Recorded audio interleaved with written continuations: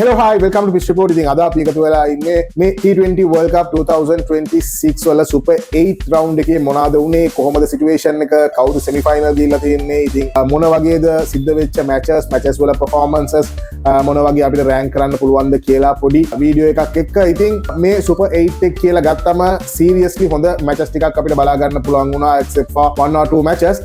match එක ඒ කියන්නේ මේ round එක පටන් ගත්තෙම වැස්සෙන් වුණත් ඉවර වෙද්දි towards the latter part of the round අපිට හොඳ matches ටිකක් බලා ගන්න පුළුවන් වුණා and straight forward semi finalist ලා අපිට හිටියෙත් නෑ. For an example like South Africa කියලා ගත්තම South Africa තමයි හොඳම team එක විදියට හිටියේ මේ particular round එකේ.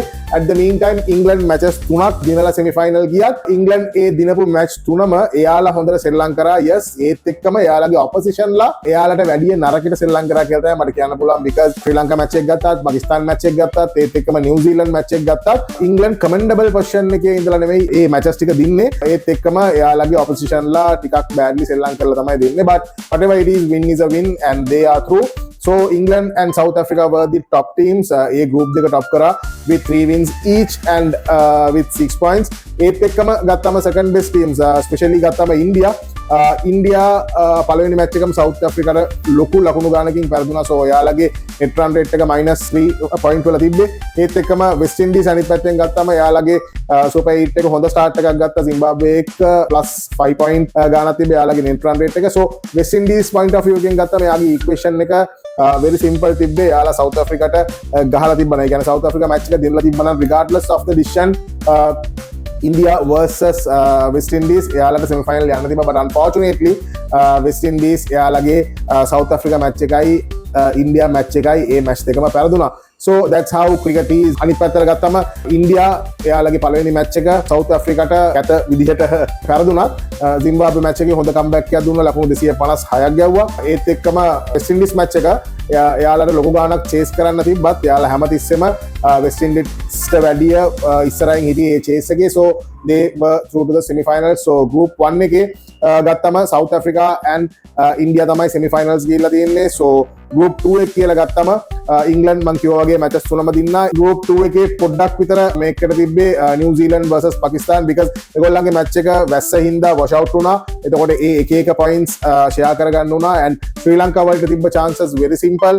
match දෙකක් දින්නම semi යන විදිහට. but unfortunately අපේ bowling unit එක හොඳට පළවෙනි match දෙකේ කරත් අපේ batting unit එකේ failures හින්දා තමයි අපිට England match එකයි New Zealand match එකයි win කරගන්න බැරි වුණේ. but අනිත් පැත්තෙන් ගත්තම පාකිස්තාන් match එක පාකිස්තාන්ලට must win. ඒත් එක්කම හොඳ net run rate එකකින් දිනන්න තිබ්බ match එක කියලා ගත්තම අපේ bowling unit එක හරි low විදිහට perform කරාත් අනිත් පැත්තෙන් අපේ batting unit එක fire වුණා. like even though we lost that particular match we gave a good fight. ඉතින් ඊට කලින් match එක ගත්තම New Zealand versus England match එක especially ගත්තම New Zealand ට අත උඩින් දිනන්න තිබ්බ match එකක්. හැබැයි ඒ අන්තිම overs දෙකේ එයාලා ගන්න decisions හින්දා මේ match එක එයාලගෙන් අතහැරලා යනවා. so in case New Zealand මේ match එක දෙන්නලා තිබ්බා නම් මේ ඒ කියන්නේ ශ්‍රී ලංකා පාකිස්තාන් match එක result එක වෙනුවෙන් එයාලට බල ඉන්න තිබුණේ නැහැ. New Zealand එහෙම වුණොත් group එකේ top වෙලා ඇති, England group එකේ දෙක වෙලා ඇති. but unfortunately like you know they had to ඒ කියන්නේ එයාලටම එයාලව ටිකක් මේව කරගන්න සිද්ධ වෙලා තිබ්බා and ඒකින්ද but finally somehow New Zealand are through. so මං personally හිතන විදිහට හොඳම teams හතර තමයි semi final ගිහිල්ලා තිබ්බේ. because semi final එකක් කියලා ගත්තම අපිට අවශ්‍ය වෙලා තියෙන්නේ like lag එකක් නැති matches බලන්න. so හොඳ matches බලන්න. ඉතින් එකට අදාළ teams හතරක් තමයි ඉතින් ගිහිල්ලා තියෙන්නේ. so continent හතරකින් team හතරක් ගිහිල්ලා තියෙනවා. so that's also a coincidence. Africa වලින්, Asia වලින්, Oceania වලින් and Europe වලින් ඉතින් ඒ continent හතරෙන් teams හතරක් ගිහිල්ලා තියෙනවා. so පළවෙනි semi final එක කියලා ගත්තම South Africa versus New Zealand. ඒත් එක්කම ඒක ගහන්නේ කල්කටාවල. දෙවෙනි semi final එක India versus England. ඒක සෙල්ලම් කරන්නේ මුම්බයි වල, ඒ කියන්නේ Wankhede Stadium එකේදී. so මේ matches තුනම මේ semi final දෙකයි final එකයි කියලා ගත්තම batting paradise වල සෙල්ලම් කරන්නේ. so හොඳම bowling unit එක තියෙන team එක තමයි මේ particular World Cup එක win කරයි කියලා මං හිතන්නේ. so හොඳම bowling unit එක ගැන ඉතින් අපි කතා කරද්දී අපි බලමු Super 8 round එකේ top 3 bowling performances මොනවාද කියලා. ඉතින් මේ මම rank කරලා තියෙන්නේ මට අනුව. ඒ කියන්නේ මම මේ matches 12ම වාඩි වෙලා බැලුවා. ඉතින් ඒ මැචස් වල හොඳම බෝලින් පර්ෆෝමන්සස් මම දැක්ක විදියට මොනවාද කියලා තමයි මම මේ රෑන්ක් කරලා තියෙන්නේ. top 3 බෝලින් පර්ෆෝමන්සස් ගත්තම third place මම දාලා තියෙන පර්ෆෝමන්ස් එක තමයි ලුංගි ඉංගිඩිගේ 0 for 15. ඒ කියන්නේ එයා විකට්ලස් ඒ particular match එකේ. හැබැයි ඒ South Africa versus India match එක high intense match එකක්. අහමදාබාද් වල සෙල්ලම් කරන්නේ ඉන්දියා සාමාන්‍යයෙන් චේස් කරන්න හොඳ ටීම් එකක් හැමෝම දන්නවා. හැබැයි ඒ සවුත් ඇෆ්‍රිකා ගාපු ලකුණු 170 177 ඉන්දියාට චේස් කරගන්න බැරි වෙනවා. සෝ ඒකට හොඳ ප්ලෑන් එකකින් සවුත් ඇෆ්‍රිකා බෝලිං යුනිට් එක ආවා. ඉතින් ඒක ආවා විතරක් නෙමෙයි ඒක එක්සිකියුට් කරා. සෝ ඒකේ මාකෝ යන්සන්ට විකට් තිබුණා, කේෂව් මහරාජ්ට විකට් තිබුණා. ලුංගි ඉංගිඩි ඒ slower balls out of the off stump ඒ යෝකර් ලෙන්ත් එකේ ඒ දාලා එතන යාලගේ টপ ඕඩර් එක මිඩල් ඕඩර් එක ඒ කියන්නේ සෙටල් කරේම නෑ. සූර්ය කුමාර යාදව හොඳ ප්ලේයර් කෙනෙක්, හැම පැත්තෙන්ම ලකුණු ගහන්න පුළුවන් ප්ලේයර් කෙනෙක්. සෝ මේ ප්ලේයර්ස්ලා ඉද්දි එයා ඒ පර්ටිකුලර් එයාගේ ඒ බෝලිං පර්ෆෝමන්ස් එක ස්ටෑන්ඩ් අවුට් එකක් විදියට මම දැක්කා. සෝ ඉතින් මම දැක්ක විදියට number 3 ලුංගි ඉංගිඩිගේ A 0 for 15 versus India.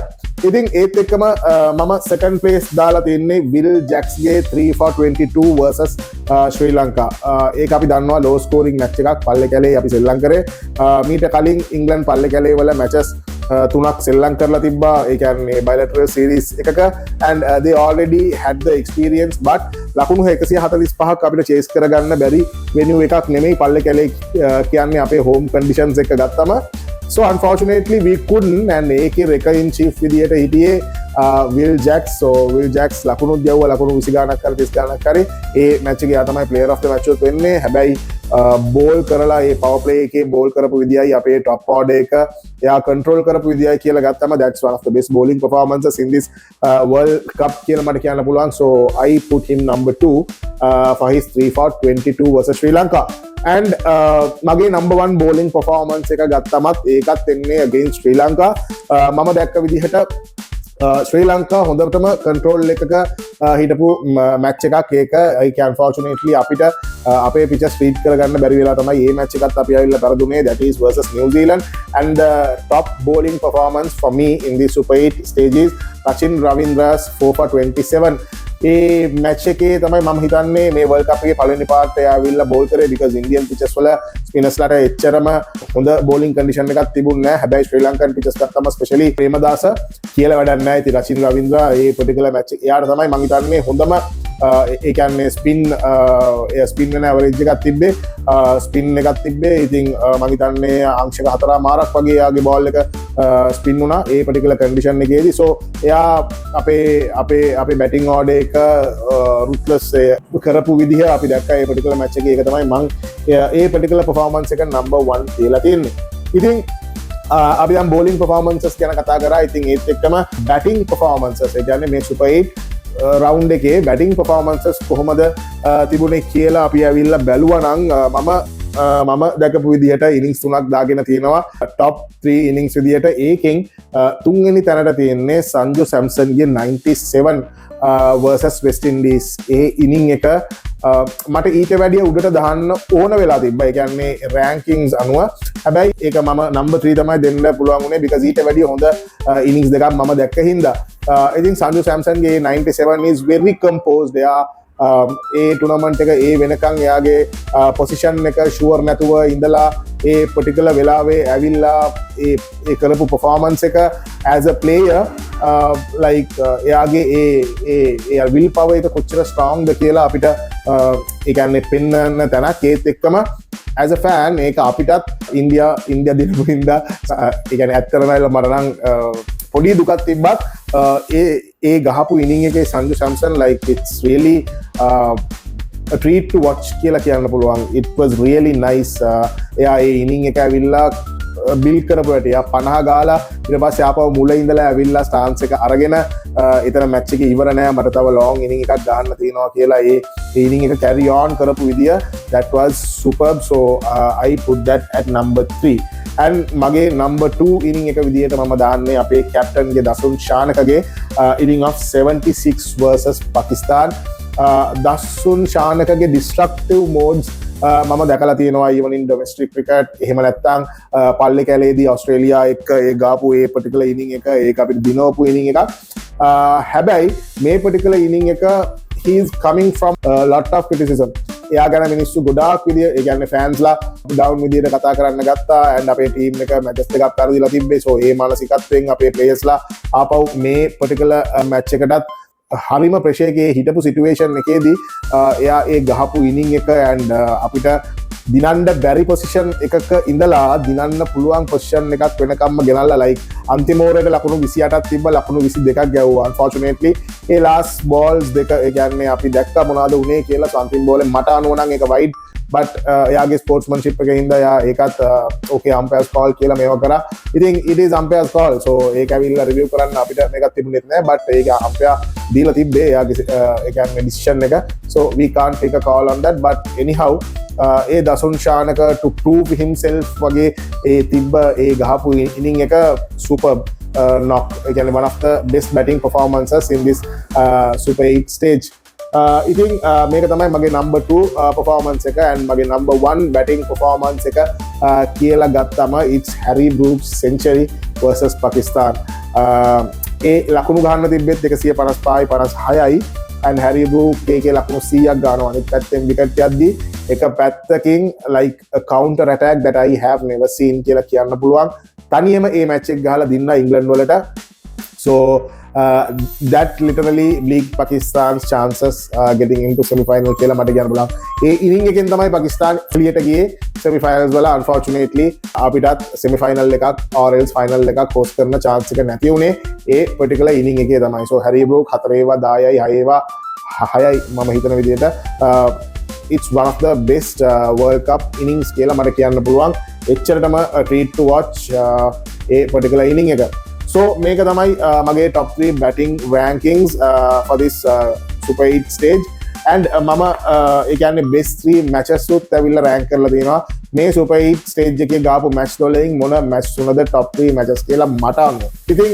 ඒකේ ඇවිල්ලා third place මම දාලා තියෙන්නේ West Indies versus India match එක ඒ match එක India දිනනවා wicket parking West Indies ලකුණු 195යි and India ඒක chase කරනවා in the 19th over 19.2 වලදී because මේ match එක do or die match එකක් so මේක virtual quarter final එකක් මේ match එකේ West Indies දෙලා තිබ්බනම් West Indies semi final යනවා India දෙලා තිබ්බනම් India semi final යනවා so ඒ වගේ pressure match එකක් high scoring match එකක් so India ඒ chase එක last over වෙනකම්ම ගෙනියනවා so ඒක thriller always India ට top hand එකක් තිබ්බත් අන්තිම වෙනකම්ම ඒ match එක swing වෙවි තමයි තිබුණේ ඉතින් හොඳ partnerships build කරගෙන India ආවත් so අර අන්තිම situation එකේදී හර්දික් පාන්ඩියාගේ wicket එකත් එක්ක යනවත් එක්කම ශිවම් ඩුබේ ඇවිල්ලා අතරේ දෙක ගාලා තමයි ඒකේ pressure එක ease කරලා දෙන්නේ එයාලා මොන يعني ඉස්සරහින් හිටියත් ඒ වගේ සිටුේෂන් එකකදී ඕන විදියකට මැච් එක හැරෙන්න පුළුවන් so they held their calm and they became victorious so A particular match එක බලන් ඉන්න හොඳ match එකක් විදියට තිබ්බා so ඒ match එක මම දාලා තියෙනවා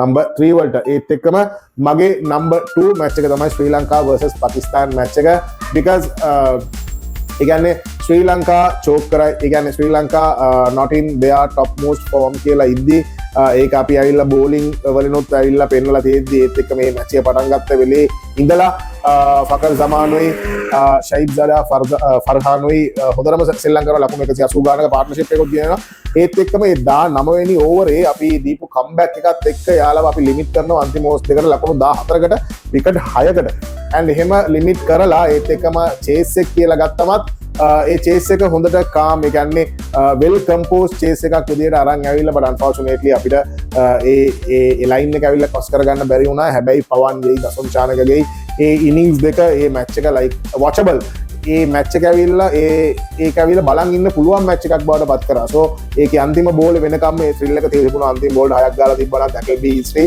so unfortunately we couldn't win that match but it was a good match treat to watch කියලා කියන්න පුළුවන් so මම ඒ match එක දාලා තිනවා number 2 විදියට and මගේ best match එක මේ Super 8 stage එකේ කියලා ගත්තම England versus New Zealand match එක so ඒ match එක New Zealand ගේ match එක New Zealand දිනන්නම තමයි ඒ match එක තිබ්බේ හැබැයි ඒ අන්තිම overs 3 මොනා උනාද දන්නේ නැහැ ඒ ගත්ත decisions වල unfortunately like New Zealand ඒ line එක ඇවිල්ලා cross කරගන්න බැරි වුණා ලකුණු 100 59යි ගහන්නේ නිව්සීලන්ඩ්. ඒකට හොඳ ඇටැක් එකක් දෙනවා.